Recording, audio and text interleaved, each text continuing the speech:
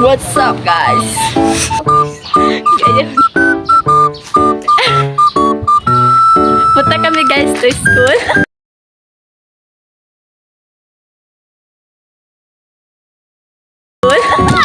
Alis. Punta kami ngayon sa school. Hi. Pas kami ng this one and this one and this one. May nadaanan pala kami guys, hindi ko alam kung ano niya. Siyempre, hindi na namin inalam guys. Baka malilit pa kami sa school dahil lang sa kamaretisan guys.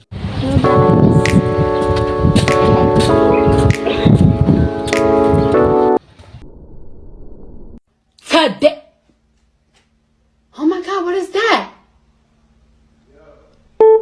Oh my god! What is that? Tira na. Naglakad lang naman kami guys dahil malapit lang naman. Pero may nakita kami guys. Bakit kaya siya tumatakbo guys? Baka natakot sa amin guys. Tumakbo siya guys. Ayan. Ay, kung yung ano yun. Oh yeah.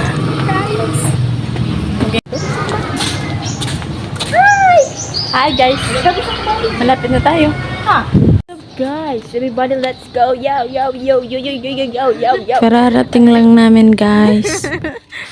At kararating din ng aming kaibigan. Raynalyn Norola pala guys ang pangalan niya. A few moments later. Nandito na pala kami guys sa daan. Papunta nga pala kami guys sa NDCC. Sana guys pamilyar ka.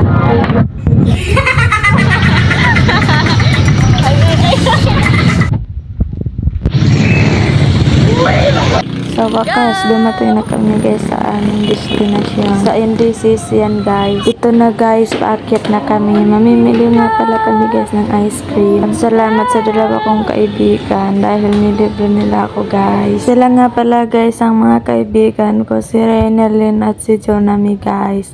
Magka-classmate pala kami guys, grade 10, incoming grade 11 guys. Dito na pala kami guys sa taas ng NDCC. Kung nakikita nyo, sobrang ganda guys. Nag-aaral pala kami guys sa Tawi-Tawi School Art and Trade guys. At tingnan nyo naman ang kasama ko, pa-cute pang person.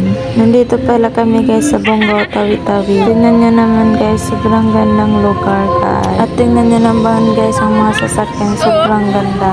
Lahat din guys, hindi sa akin. Wala lang guys, biruan lang. Gusto ko lang guys, I share. Wetness garden.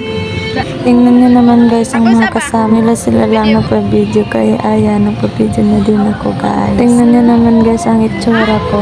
Ako guys ang pinakamaingay sa aming tatlo guys.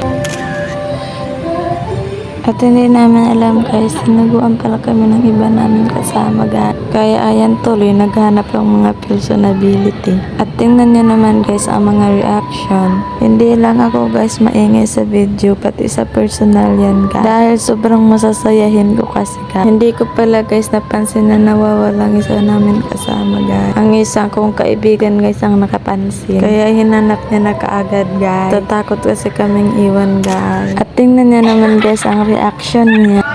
Hanggang dito na lang guys ang video. Salamat sa panonood. Sana masaya kayo guys. Always. Love you.